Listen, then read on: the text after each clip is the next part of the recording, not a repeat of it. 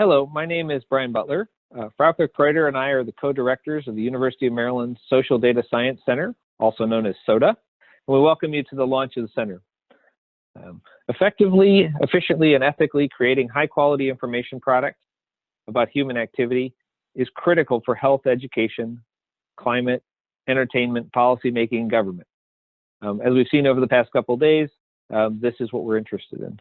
Addressing the unique challenges of working with social data science at a larger scale, broader scope, and for novel purposes requires a multidisciplinary community of researchers and professionals. The University of Maryland's Social Data Science Center leverages UMD's significant strengths in survey methodology, measurement, information management, visualization, analytics, and other areas to address these challenges and realize the potential of social data to change the world. Over the last couple days, we have been discussing the role of social data in areas such as health, business, and economics. And today we'll be talking about privacy and the perception of privacy and how that impacts the use of social data. We're excited today to have as our moderator, Dr. Katie Shilton. Katie is a faculty member in the College of Information Studies at the University of Maryland and has extensive experience working with strategies and approaches for engaging engineers and technology designers in issues of privacy and ethics, and also in thinking about the ethics of appropriately using research data about human activity. So now I'll turn things over to Katie, who will introduce our speakers and lead today's discussion. Thank you. Hi, I'm Katie Shilton, and thanks for that introduction, Brian. I'm really thrilled to be part of today's panel, to moderate the panel. Privacy is a topic near and dear to my heart, and I'm excited to introduce our three speakers. So the way we'll proceed today is we have three speakers. First, we'll have Samantha Chu, who's a PhD student at JPSM. Then we'll have Dr. Jessica Vitak, an associate professor in the College of Information Studies. And finally, we'll have Justin Hepler, who is a quantitative user experience researcher at Facebook. And I will introduce each of them in a little bit more detail as we, right before they speak. And then we'll take questions at the end. So if you look on your Zoom screen, you have a Q&A box that you can type questions into. Feel free to type questions, send questions in at any point during the speakers. And then I'll be sort of collating them, and we will do a Q&A at the end with all three speakers. So first, I'm very happy to introduce Samantha Chu. As I said, she's a PhD student at JPSM, and her research is centered on data privacy. In the spring of 2019, she was a visiting graduate student at the Siemens Institute for the Theory of Computing, and she's also a graduate research assistant at the U.S. Census Bureau, working on statistical disclosure and differential privacy. So Samantha, I will turn this over to you. Thank you, Katie. All right, let me share my screen. Okay, how does that look?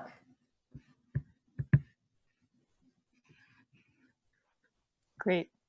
Okay, so thank you so much, everybody. I'm really delighted to be a part of the third day of these panel discussions on social data science and privacy and perceptions. When thinking about how to introduce this presentation, I was thinking back to the expert discussions on COVID-19 and big data from the Facebook team, and even the day 2 discussions on federal statistics and institutional changes. And I really thought that led well to day 3's topics on privacy perceptions. So I thought I would actually show you this interesting picture from the Library of Congress. This is actually from the Census Bureau back in 1940. And I was thinking, okay, this would be a nice way to help us all understand the importance of data privacy, why it's important. So, fun fact, in 1870, the US Census Bureau was taking 7 years to compile the statistics and facts taken by census takers. And then in 10 years, in this picture here, they had the aid of this machine, and statistical information in 1940 was now able to be compiled in 2.5 years.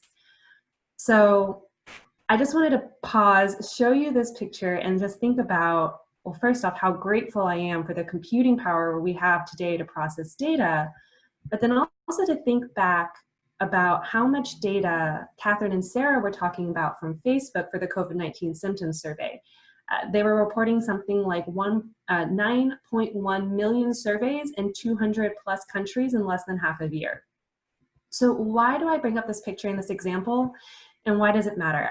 The rapid changes in data ingestion and processing is leading to new rules, new procedures, and rapidly needed legal changes on data privacy requirements. I mean, the amount of data that's being processed now and that we're ingesting has created all these unknowns about data privacy. So what is data privacy? Well, in the 1940s with the census, it was written information taken by census takers who were then bringing in these forms, translating into code numbers, punching it into cards, and locking the data up into vaults. We all know now data is sitting with data controllers in the cloud. And the transfer and the large transfer of all this personal information is leading to new debates around the world on how to protect data and personal information, and asking us again, like, what is privacy? And, you know, just thinking about all the data that we now process and the unknowns of what exactly that data looks like, I think is also really important for this discussion on data privacy. So real simply, like, what is data privacy? I don't know. But I do think a good place to start for those of you guys who are interested is with the GDPR, or General Data Protection Regulation. And this is regulation in EU law on data protection and privacy in the EU and the European Economic Area. So from that perspective, why is data privacy important, right? In the EU context, these principles provide safeguards to protect data through pseudonymization or full anonymization. In fact, even the systems and the data collection processes must now be designed and built with safeguards in mind to protect this data. On the other hand, in the United States, actually in California, the California Consumer Privacy Act, adopted in June of 2018, is probably the most similar case to the GDPR. So why is this important? A lot of the legal restrictions that are growing and requirements with how to process, handle, digest data, and analyze data, and the rights of the user in terms of human dignity, in terms of privacy, concerns and disclosure risks, may actually limit the future of available data. The privacy effects on how we treat or potentially ingest noise and store it may even affect the accuracy and the reliability of data and the statistical results in the future. So again, you know, I think about, like, what is data privacy? And I think this is where my research kind of starts, is thinking, well, what is data and what is privacy?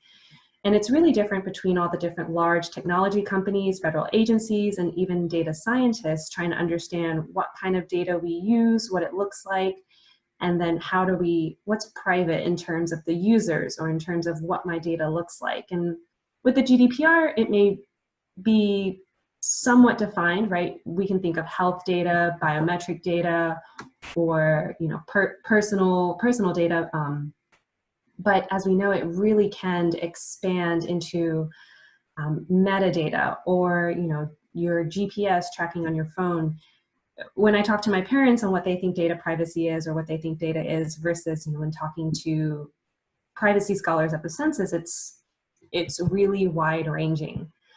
But let me introduce you to some of my research projects where I bring in and I'm starting to formulate research questions on these topics. So I have about 3 projects right now, and I'm working with the Joint Program of Survey Methodology, and I'm really excited about the SOTA Center because I think it's a great place for me to collaborate and reach out to subject matter experts on the topic. My research projects are with the US Census Bureau, so looking at business surveys and the Confidentiality Concerns Survey. And I'm also working with Facebook and their online platform for new forms of data collection, and thinking about how data privacy, informed consent, and different sorts of, you know, say app use might come into play for that user population. And then personally, I'm really interested in understanding if we can establish some sort of baseline of attitudes towards and of the education and level of knowledge from the general public on data privacy. So plainly put, like, what is the general public's opinion on data privacy, and what do they think of when we say data? Side note, I was able to get a space at the Library of Congress yesterday for an hour. They let like 8 researchers in at a time, which is why I have all these pictures from the Library of Congress. And I thought this one was really funny, from the Washington Post in 1970. Yeah, it turns out privacy and data privacy has been an issue for some time, as we all know. All right, so with the Census Bureau, I'm working on these business surveys, which is a really interesting case. But from a high level, the Census Bureau is trying to figure out and question their privacy preserving systems. So if they could apply something like differential privacy, or create a system like privacy by design, meaning when they do the survey sampling, to kind of avoid issues like disclosure risk. So to give you some, maybe a more tangible perspective of what this could look like, is think about your iPhone or your Android, and that with Apple, they use something called local differential privacy. That's where they're going to transform the information that you're sharing through your device before it ever leaves your phone. And so Apple can never reproduce the data. Well, with differential privacy, this is pretty similar. It's the idea that noise can be injected and should be injected prior to the release of data. There's this privacy budget, and we can set this limit on how much data must be preserved to ensure privacy. But the problem is that once we start to aggregate all the different user contributions, once we get into these large numbers, it is theoretically possible to determine, let's say, a user's activity over these large number of observations. So with the census, this is even more difficult because of the limited amount of data that they have. So take, for example, with businesses like large delivery companies, there are 3 big ones: FedEx, DHL, UPS, and maybe some others, right? But if we take away FedEx and we just have DHL and UPS, you could probably guess the data belonging to the third party because it's missing FedEx. So it's really difficult to think about how do we avoid disclosure risk when the combinations are just so intuitively guessed. Another project I'm working on with the US Census Bureau is with the Confidentiality Concerns Survey. So this is definitely from a much more individual, person-to-person, traditional public opinion survey style. The respondents are asked this scenario, and for sake of time, I won't read you the block of text, but giving you a scenario about, say, that the Census Bureau data was hacked or stolen through a data breach, or that it was discovered in some way and your information was lost, which we all know has happened in reality. And what I'm interested in is, well, how does that affect that individual's likelihood to participate in future Census Bureau surveys? I mean, the US Census Bureau and other federal agencies are highly trusted, and if a hack happens, will that keep me from wanting to participate in future surveys? And this is where I'm getting at the potential for, a loss of quality and information in the future is, if people no longer trust the institution and no longer want to participate in the survey, how does that affect measurement error and representation from a survey methodology standpoint? So working with Facebook and online platforms is honestly my first foray into big data. I got the chance to work on the COVID-19 Global Symptoms Survey, which was covered on day 1 of this SOTA launch. And one of the interesting things that we got to do is to think about informed consent requirements that are driven by GDPR. So for example, actually fielding separate informed requirements for data sharing and information sharing with GDPR covered countries and non-GDPR covered countries. And also thinking about how that additional informed consent process affects the respondent's burden and has actually increased drop-off because of all the different consent forms they have to sign. Another project is that I'm working on is with the Facebook advertisements, which is actually kind of a new platform where folks can recruit potential participants into surveys.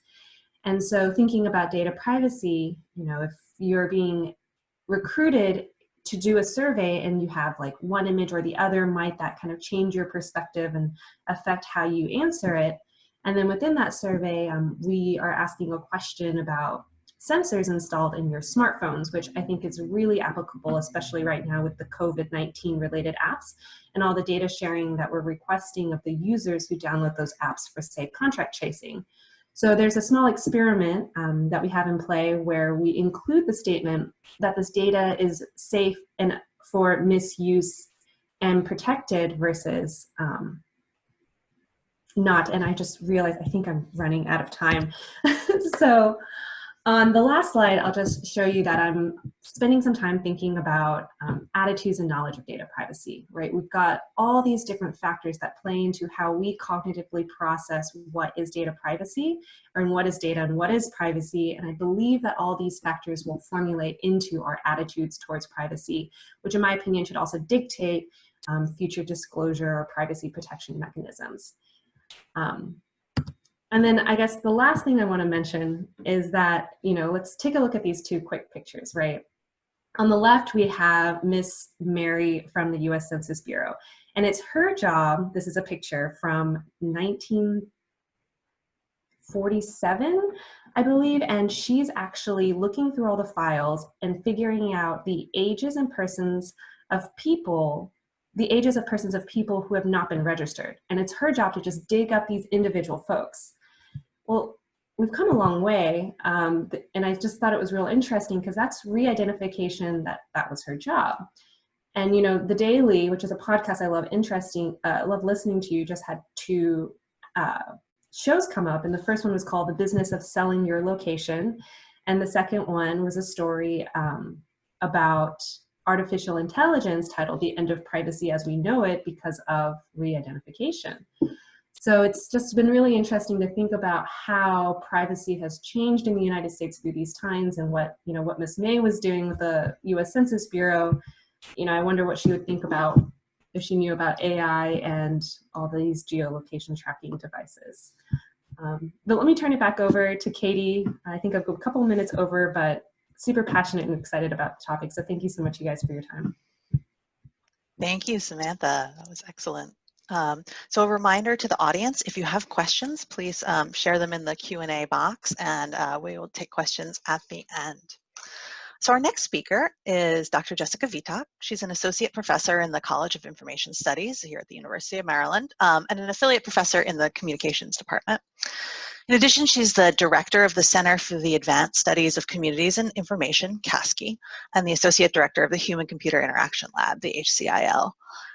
Dr. Vitak's research evaluates the benefits and drawbacks of mediated communication technologies by focusing on the role that social and technical affordances shape interactions online. And her current research interests include data privacy and security, pervasive data ethics, and the generation, collection, and analysis of large-scale user data. So Jessica, I will turn this over to you. Great. Thank you, Katie. So I'm excited to be here today to talk about some of the research that me and my team have been doing for the last 5 or 6 years around issues of privacy and surveillance. And I'm a social scientist by training. I got my PhD from a College of Communication. So the way that I approach a lot of these problems is through a social science lens. And I've always been very interested in how people make sense of the world around them when it comes to digital technologies, and how they engage in decision making around whether or not to share their data in different spaces. And Samantha already touched on this a little bit, but I think one of the issues here is the kind of changing value of personally identifiable information. So traditionally, PII was things like your name, your date of birth, your address, these types of factors. But in the 21st century, and especially with things like social media and data aggregators, now we're able to infer identities through much less direct means, and through things that are often referred to as cultural fingerprints, or this idea of like our search queries, our Netflix viewing habits, our geolocation data from our phone, our credit card information, like our credit card transactions. All of these have been used to re-identify people, and often with very few points. And so when we're thinking about privacy and how to protect people, we need to expand what we consider personally identifiable information. And unfortunately, this is something where I think a lot of folks who aren't in the weeds of privacy issues aren't thinking about this. So I'm going to talk about, I don't know, maybe five very quickly studies we've been doing, and just give you a quick overview of some of the things that we've been looking at. So the first one is thinking about fitness trackers, and so wearables, sensors, apps, ways in which we can collect, aggregate, share, and make meaning from health data. And health data is very sensitive, and so this is something that we wanted to kind of investigate. So this is back in 2016, 2017. We surveyed and interviewed Fitbit users across the US. And, here are kind of some of the main takeaways here. Most people did not see fitness tracker data as sensitive or valuable to other entities. So when you compare it to something like financial data, people really didn't care about somebody getting access to their steps and that kind of information. Of course, the bigger picture problem here is that this data is increasingly being collected and could potentially be used to make all kinds of decisions about people. So if your company has some sort of corporate wellness plan, they give out Fitbits, you have to be asking questions about who has access to this data, how can they use that data? Is it just like meeting a minimum step goal and then maybe you get a discount on your health premium? Or could the inverse happen and you are seen as a potential risk? And so that could then lead to your premium going up based on data that is not 100% reliable, data that can be gamed, all of those types of things. The other thing that's really problematic with a lot of these different types of apps and devices is that people tend to rely on the default settings. And we know that it's in most companies' best interest to make those default settings as public as possible.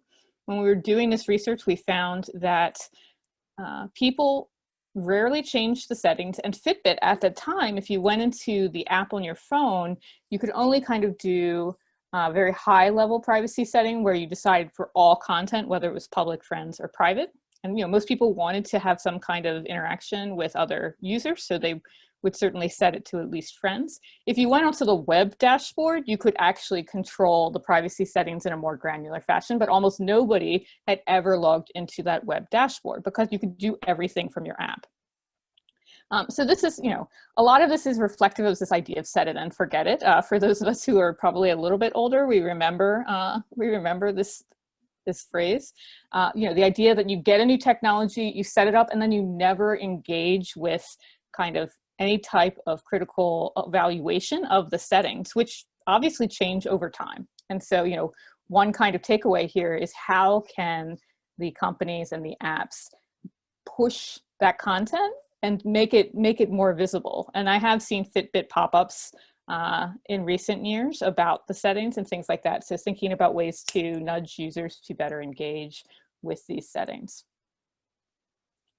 The next area that we've looked at is smart speakers. So here I'm thinking about things like the Amazon Alexa, the Google Home, even things like Siri, those types of devices. And what we're finding is that in general, we found a correlation through surveys and later focus groups that folks who had lower data concerns and higher data confidence, they felt like they understood how their data was being used, were more likely to use smart speakers. And we found that those who had very high privacy concerns tended to be less likely. They might have even said in some of the focus groups, because we did focus groups with users and non-users, that their privacy and security concerns were serving as a barrier to their adoption. So they felt that there was too much of a risk to warrant the benefits associated with these devices. Of course, the way these devices are framed is they make your life more convenient and easy. You can set timers, you can get it to play music, all of these different things. And so that's how a lot of folks engaged in rationalizing their use. They focused on that convenience factor and downplayed the privacy and security risks. But as these devices have become more advanced and added new features, so the Echo Show has the screen, and you can drop in on other users who you set up, all of these types of things, we found that the people we spoke to found it getting increasingly creepy. And so we get into that space with technology where it actually, is problematic. If people see things as creepy, they're going to be less likely to use them. So from the company's perspective, they want to make it seem like this is a normal thing that you can just, like drop in on another person and see their video. Project that I'm working on currently with a PhD student in the iSchool, Sydney Triola, is around Venmo. So I wanted to look at health as a space, the smart speakers, and then financial apps, which are traditionally seen as, financial data is really sensitive. But we have apps like Venmo that are socializing or adding kind of almost social media components to financial transactions, which just kind of blows my mind at some level. So I've been wanting to do this, and we did surveys and interviews of UMD undergrad and grad students at the end of last year, beginning of this year, and we're still analyzing the data. But one of the things we did was a card sort activity. And a card sort activity, you give people a bunch of different cards with different items on it. In this case, different types of things that can happen on Venmo. And we asked them to place them in one of three categories. Either they were very comfortable with doing this, moderately comfortable, or had low comfort. And we can see in this, this is from the interviews, we have this kind of clear breakout of things that make a lot of sense that they would be very comfortable with versus things that are more problematic or they see as some things like paying a therapist. A lot of them were not comfortable with doing that kind of thing, and understandably so. But what that kind of ties into is this idea, something Samantha kind of hinted at, and it's the idea of contextual integrity as a method to understand when people think things are appropriate or not appropriate to share. And so in this case, the context here of sharing with a doctor or with a therapist or maybe even your boss might be seen as inappropriate because you view a site like an app like Venmo as something that is just for friends, casual transactions. Michael Zimmer, who's at Marquette University, and I built on this in a paper that came out earlier this summer around contact tracing apps in the age of COVID. And so when we saw all the conversation about contact tracing apps in March start to come up, and Apple and Google released their exposure notification system, we began to think about how are people going to decide what's an appropriate or inappropriate flow? Because for a contact tracing app to work, you need to have widespread adoption. And if you can't convince people that they should be trusting the device, trusting the app and downloading it, well, then it's kind of pointless. And so we use contextual integrity, which is a framework developed by Helen Niesenbaum, to think through where are violations potentially going to happen, and under what conditions are people most likely going to say, yes, this is an appropriate use of my data. So this is more of a think piece. It's a short one if you want to check that one out. And then finally, the project that we just got funding for from the Social Science Research Council and we'll be working on for the next 6 months, this is also a project with Michael Zimmer, is around workplace surveillance practices and COVID. So the idea that as the lockdown began, a lot of office workers shifted to home. Home is traditionally a private space, although we are, inviting smart speakers into them and other listening devices. But, in theory, home is a private space, and suddenly it becomes also our workspace. So, we might be inadvertently giving cues from our background. We might be experiencing new surveillance practices from companies as they adopt new things. So we'll be doing a big survey, national sample in the next couple of months, thinking about how these surveillance practices are evolving and what kinds of new risks are being introduced by this shift to work from home. So I'll have more on that in about 6 months. And then that's the whirlwind tour of projects. If you do want to check out any of the publications related to these, they are all on my lab website, which is pearl.umd.edu. Thank you. Thank you, Jessica. That was fantastic. And a reminder to folks who may have just joined us that there's a Q&A box if you have questions for the speakers. And if you do put a question in the box, it's helpful if you let us know if it's for a particular panelist or if it's for the whole panel, and both are welcome. All right, to close our panel, our last speaker, we have Justin Hepler, who's a quantitative user experience researcher at Facebook. His current focus is on the motivational and information processing factors involved in people's privacy decisions and experiences. He's also led research efforts to better understand consumer behavior across both consumer-to-consumer and business-to-consumer contexts. Before he joined Facebook, Justin was a professor of psychology at the University of Nevada, Reno, and a statistical consultant. He earned a PhD and an MA in social psychology at the University of Illinois at Urbana-Champaign, and a BA in psychology at Boston University. His academic work has been featured in media outlets such as Forbes, NPR, Business Insider, and the BBC. So welcome, Justin, and I'll turn it over to you. Great, thank you for that introduction. I'm gonna go ahead and share my screen here. All right. Thank you so much for having me today. I am really excited to come and talk to you a little bit about some of the work that we're doing at Facebook related to privacy and consumer perceptions and behaviors around privacy.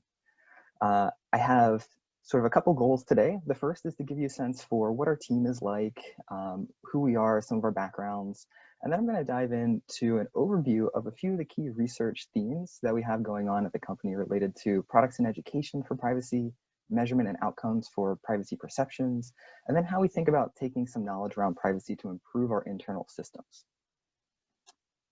So first, this is an overview or some images of folks who are working at privacy at Facebook. Specifically, these are our behavioral science researchers. We have over 30 researchers whose primary focus is to do privacy-related research. We also have a team of about 20 additional folks who work on privacy as part of their job, but not as their primary focus. This is a very large area of active research that we have going on at Facebook. The work and work streams that I'm going to talk about today are not just my own. They're things that we're all working on collectively amongst the folks that you see up here. My goal with giving you a sense for what the projects are that we're working on is twofold. One, I'm hoping to kind of inspire some ideas and inspiration for your own projects. And two, if there is work here that you find interesting that relates to what you're doing, please reach out. We would love to kick off collaborations and collaborative work streams, because privacy is a challenging, complex area, and it's not something that one research group is going to solve by themselves. So the first research area that I want to talk to you about is our work related to privacy-focused products. We have a lot of work streams related to developing high-quality privacy experiences that support transparency, control, and education for privacy-related topics. On the screen here, I've got two of our privacy-focused products. We have a bunch of them. One on the left is Privacy Checkup. This is a feature within Facebook that essentially lets you review privacy-related settings that are important for consumers. The second on the right is Off Facebook Activity. This is a product that lets you review information that other organizations, third parties, share with Facebook about you, so that you can review that and you can control how that data is shared. In the context of privacy products, there are a few hot topics of active exploration that we have going on right now. One is around motivation to engage with these products. A lot of people get at a baseline, these need to be usable things. If somebody has a task in mind when they get to Privacy Checkup or Off Facebook Activity, they need to be able to accomplish those tasks successfully and change their settings the way that they want and understand the content of what we're showing them. What's really challenging, though, is motivating consumers to use these products. And that might seem weird. Privacy is important. Consumers care about privacy a lot. And yet, we find that when we provide these tools, they're not used as often as you might think. Part of that has to do with the fact that when people are using a product like Facebook or Instagram or WhatsApp, they're coming with certain goals in mind. They want to express themselves and their identity by creating a post or sharing a photo. They want to connect with their friends and family. They want to just have a little downtime and relax and be entertained. And these tools are essentially saying, hey, instead of doing that, why don't you check out your settings for this app that you have set up? So although people care about privacy, it's not the only thing they care about. And part of the challenge with developing really good privacy products is making these motivating experiences that people want to engage with, even when they have these other goals during product usage, like connecting with friends, expressing themselves, and so on. So that's one active area of work for us, is how do we motivate people to use these things when we provide tools? The second is around what makes a good educational experience for privacy, particularly when it comes to transparency. Transparency is a really interesting topic that has some unintuitive, surprising results when you start to dig in and look at the effects of providing transparency on consumer understanding. I think the intuition that many people have when they come into thinking about transparency is just give consumers all the information, be upfront, show them everything off the bat, and then they'll understand what's going on and they can make a good decision. Intuitively appealing, but ultimately that's actually the wrong approach, because if you provide people with too much information up front, it leads to information overload.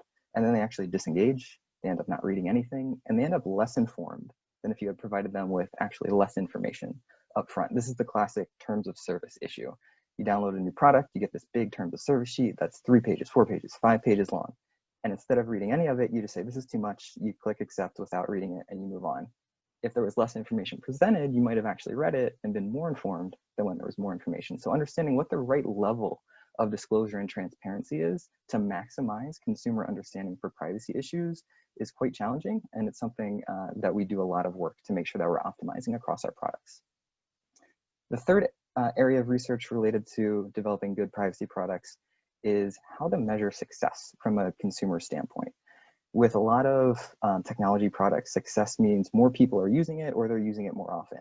And that is not the right way to measure success for a privacy product. Because if somebody's coming to privacy checkup and changing their settings every day, day after day, week after week, something's wrong. That product is not meeting their needs.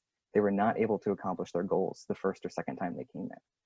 At the same time, of course, not using the product at all also doesn't mean that we're being successful, because it could be people are happy with their privacy settings as they are. It could be that people are unaware or unmotivated to engage with that set of features and products. And so understanding what success looks like for these kinds of features and settings for consumers is very challenging, and also another area where we spend a lot of time doing research. A second big theme for us is measurement and outcomes related to privacy perceptions. Privacy is a multidimensional construct. It means different things to different people. If you think about something like an app recording your location history, or tracking your offline purchases, or having access to your device hardware like a microphone, or who can see the post you share, or whether one of your friends is going to leak a post that you shared and show it to other people who shouldn't see it, those are all privacy topics. But they're very different things. They're qualitatively different things. And so one of the important areas for current research and development is figuring out how we can measure privacy perceptions at the right level to understand what matters to consumers in relation to different products and outcomes. And then how we can take that and use that to improve our products and improve our educational efforts. Related to this, we also want to understand, once we get those measures, how do consumer perceptions for these different privacy topics differ across different products, not just Facebook Inc. products, but also competitors' products. One thing that we found is that people seem to have these very generalized beliefs about technology that they bring to bear on any product that they use. So for example, if you think that a product like Facebook monitors your location history, you're very likely to think that Google does that Apple does that Snapchat does that any other product that you're using on your phone is also doing that, which speaks to the fact that the beliefs that people have, their perceptions for individual apps, might actually be fueled by more generalized beliefs and perceptions about how technology works in general. And so one of the big areas that we focus on is understanding the etiology of beliefs. How do people form their beliefs for our products? How can we use that information to help educate them and inform them, and to motivate them to engage with the settings and tools that we provide them related to privacy more effectively? And then another topic in this area is related to that, which is, what's the source of false beliefs? We not only want people to accurately know what we do and how our products work, we want them to know what doesn't happen. An example of that is the microphone myth, the belief that our products kind of record your offline conversations and then might use that to power ads. That does not happen categorically, and yet we see a substantial minority of our users believe that it does. It's important for us to understand why they believe that, so that we can provide better education for the sake of understanding, and then also prevent additional false beliefs from coming up as well. Related to this, we also care a lot about what are the downstream effects of consumer privacy perceptions. At one level, it has to be true that your privacy beliefs influence your behavior. For example, if I find an interesting piece of information that I want to share with my wife, I'm probably going to send that to her over Messenger or WhatsApp or SMS, some kind of one-to-one communication product, rather than going to a product like Facebook or Instagram, where I'm going to broadcast that information so that everybody can see my conversation with her. And yet, the privacy paradox exists, which is the fact that in general, consumers' privacy concerns don't relate to their engagement or use or non-use of different products. That's something that, there's 20 plus years of research that find this privacy paradox where privacy concerns aren't related to users' decisions and behaviors. And we find the same thing to a large extent on our products. But what's really interesting there, and where the active areas of research are understanding the boundary conditions. What are the moderators? When does somebody's privacy concern predict their behavior? And why does it do that in that context, but not in other contexts? And so that's a big area of exploration for us. And then the final topic that I want to talk about is really a mix of intervention research and process research. One of the things that we care a lot about is figuring out how we can foster a culture of accountability and self-efficacy for our teams so that they can develop products with privacy built in by design, so that we can avoid negative outcomes, so that we're not just being reactive, but we're proactively making products that really honor people's privacy very effectively. Part of this deals with understanding what's the difference between employee understanding of privacy and user understanding of privacy. If somebody's working at a tech company, they are a tech expert by many definitions of that term. They know a lot more than a typical consumer does. And so we want to make sure that they understand that, and that they understand our consumers' perceptions and concerns might differ from theirs, so that they can account for that and factor that in when building products. We also do some evaluative work to figure out what are the kinds of interventions and tools that we can use with our product teams throughout the product development cycle, so that they are aware of different privacy outcomes and that they're factoring those into the decisions and the way that they develop those products. And then finally, we have to figure out a way to scale that. Our company has 50,000 employees, and so it can't be the case that the privacy team is going out and being involved in every single micro decision that those teams are making. We have to empower those teams to be informed and educated and motivated to do those things by themselves. And so we do research on the kinds of tools that and incentive structures that we can provide in order to do that. All right, thanks. I look forward to any questions that folks have around this. Fantastic. Thank you so much, Justin. So I'm going to ask all of the panelists to come back on screen. And we have some wonderful questions from the audience. I get the privilege of asking the first question as the moderator. So I'm going to take that privilege and then just remind folks in the audience, please add to the Q&A as you would like to, and we'll do as many as we can. Samantha, you had this really nice phrase, the privacy unknowns, and you can hear this being echoed through, I think, all three presentations. All of this is really interesting empirical work about people's privacy concerns and their perceptions. And my impression of privacy research is that in the early days, 10 years ago, say, the goal of this kind of research was to convince legislators and tech companies that privacy was important, that this is something that people care about. But it largely feels like we're there now, right? I mean, Facebook clearly is paying a lot of attention. That Facebook team of privacy researchers is incredible, 30 people. So Facebook's paying attention. The California legislature is paying attention. The European Union is paying attention and starting legislation. So I'm wondering where, particularly for the academics, Justin, it's a little more clear, sort of, your work is directly related to design, but for the academics who aren't necessarily directly doing design, what does this kind of empirical research in privacy get us? Sort of what are you using it to do?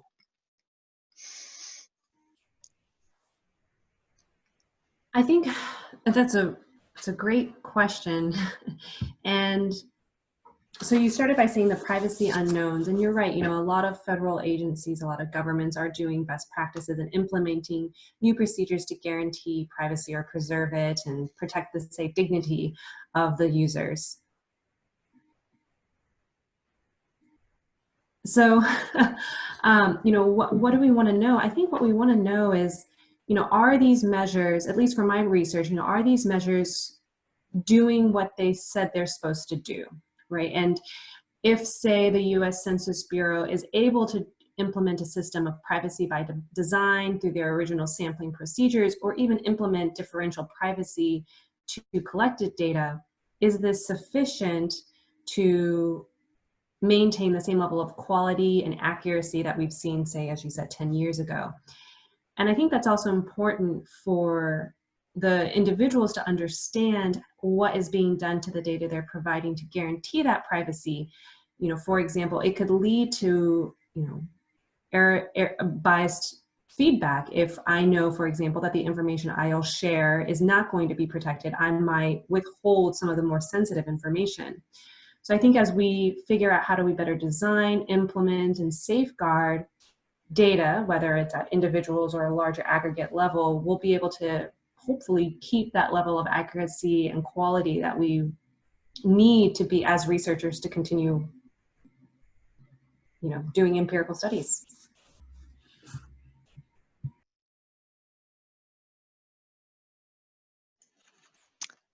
Thank you. This question is for all panelists from Laura Fields.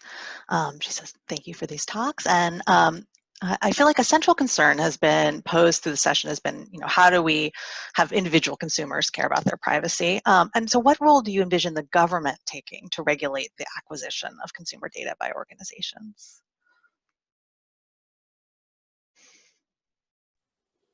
I can start. I mean, I think one of the biggest problems in the US and the way that we approach privacy is that the impetus is all on the citizen, the consumer, to be managing and making these decisions rather than on the companies.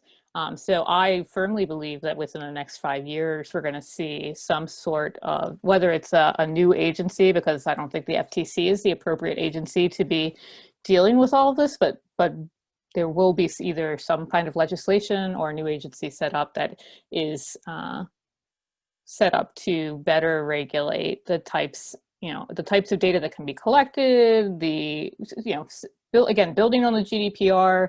I think there's some problems with the California version of this. Of course, the GDPR isn't perfect either.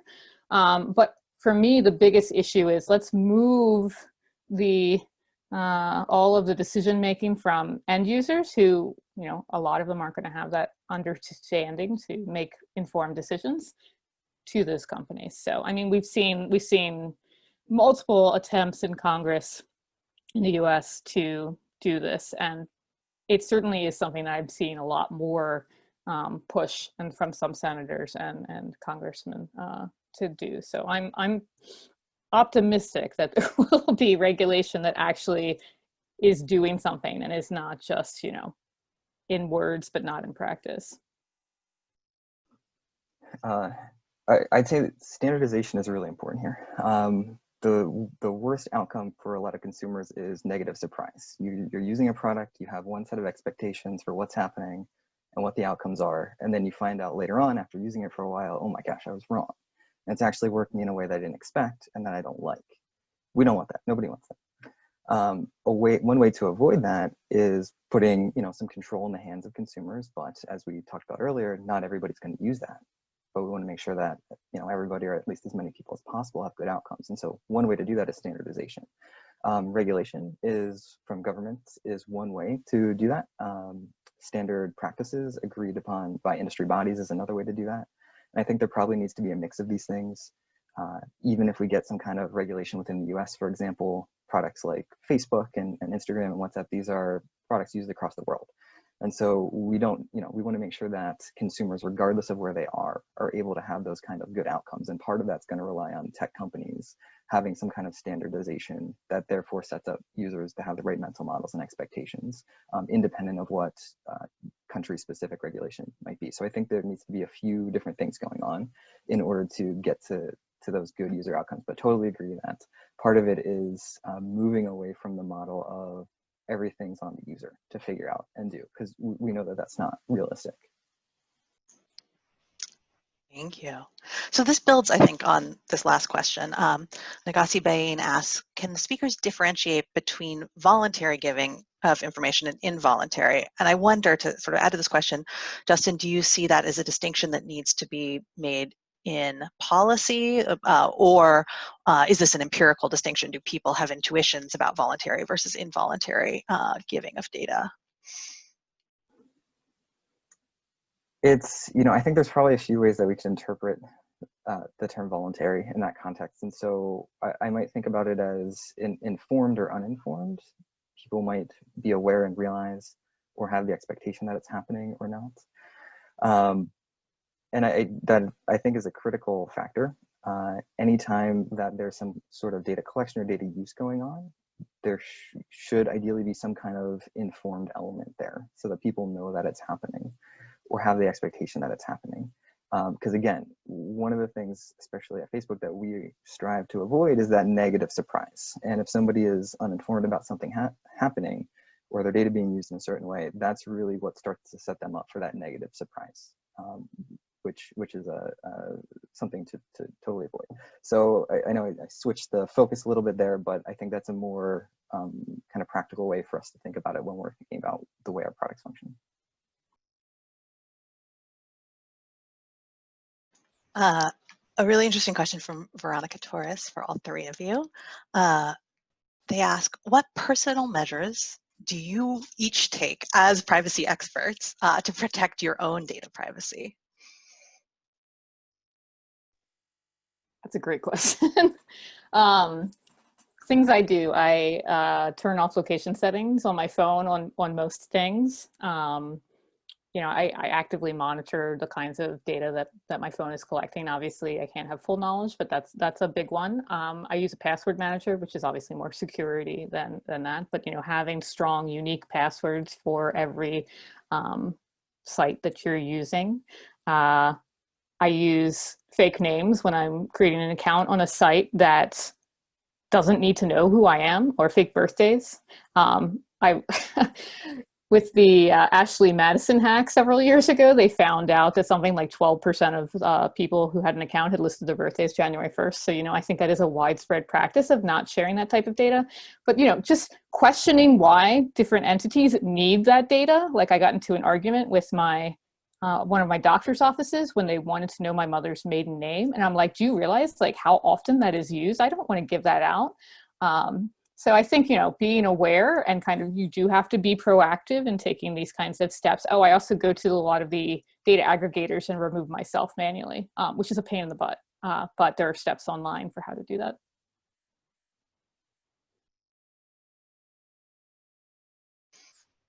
Any other panelists do anything different you want to add?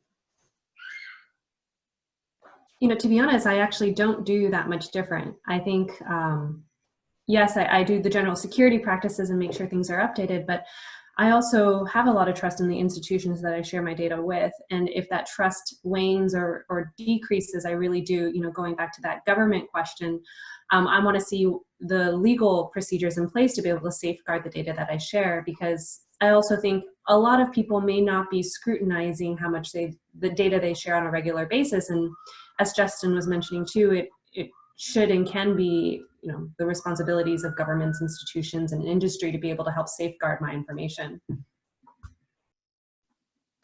Yeah, +1 to the security practices for sure. Also, purpose use limitation is something that I keep in mind. And so if there's not a clear reason, to Jessica's point, for requesting a piece of data, if it's like optional in a form, that's probably something I'm omitting if there's not a clear use case for providing that information. Samantha, because you mentioned institutional trust, I want to read a question from Brian Butler. And he asked, what does your work have to say about the relationship between privacy perceptions, data accuracy, and institutional trust or distrust? And this could be for anyone on the panel.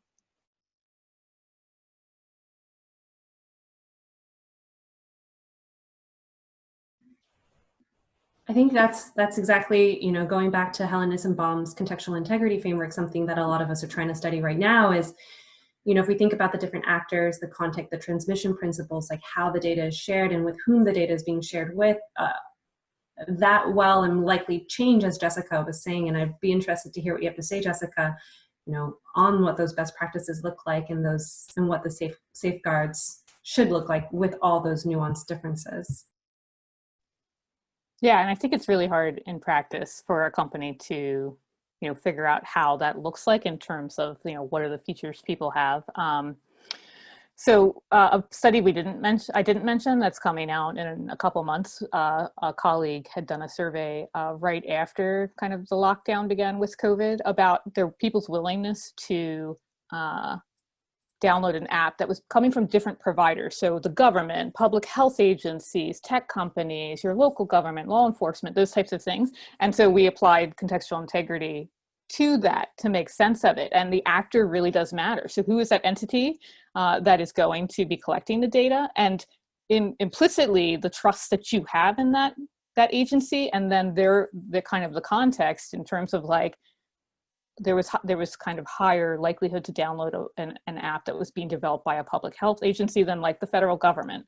And you know, we've done other research looking at the US and the EU, and we consistently find that in the US there is a lack of trust in the government that affects kind of how we navigate these types of things, where in the Netherlands, where we were doing this research, there was much higher trust in the government and much lower trust in tech companies like Amazon. We have time for one last question, and this one comes from Victoria Van Heining, and it's for Justin, I think, primarily. They would love to hear specific examples from Justin about work that's done with engineering and design teams to get them thinking about designing privacy into products from the beginning. Absolutely, yeah. So one recent project here done by one of my colleagues, not by myself, was evaluating 4 different potential workshop interventions that we would deploy to product teams when they were in the initial product development stages. So this would be before there was essentially a usable prototype, certainly before anything got shipped to a user. Putting people through these 4 different interventions that are harms foresight workshops. So scoping out what are the potential concrete negative outcomes that might accrue to a user of this product that would be foreseen by them or unforeseen by them. I think a lot of the topics here today are around topics that consumers are largely aware of. There are some that consumers are largely unaware of, things like scraping, a third party collecting your information and then using that for some, you know, unintended, unforeseen purpose.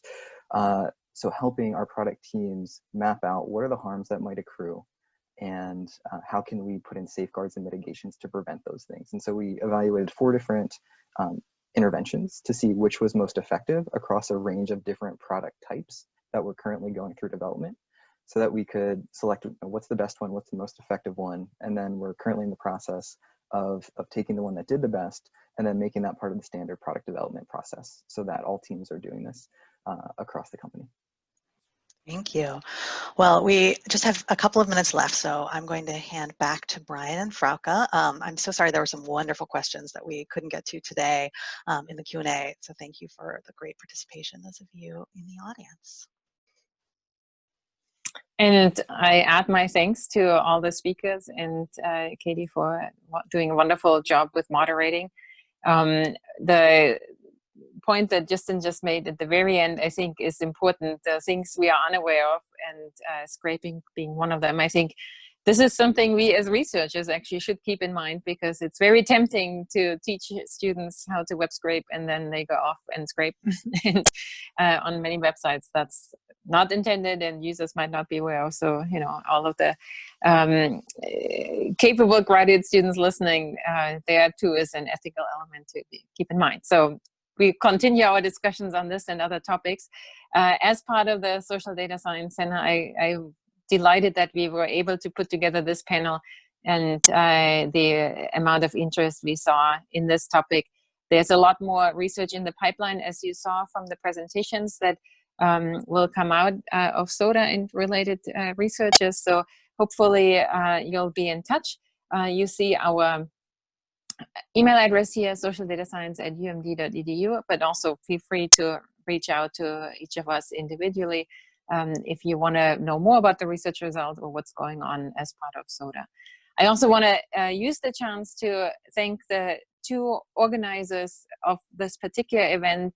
Well, actually, there were many people involved, but I want to especially thank Sarah Grun and Jody Williams, who put this all together, and also want to thank Claudia Sanchez and a few other folks for helping on the tech side with the recordings and similar things. So thank you all for coming, for helping, and I hope that we are off to a good start.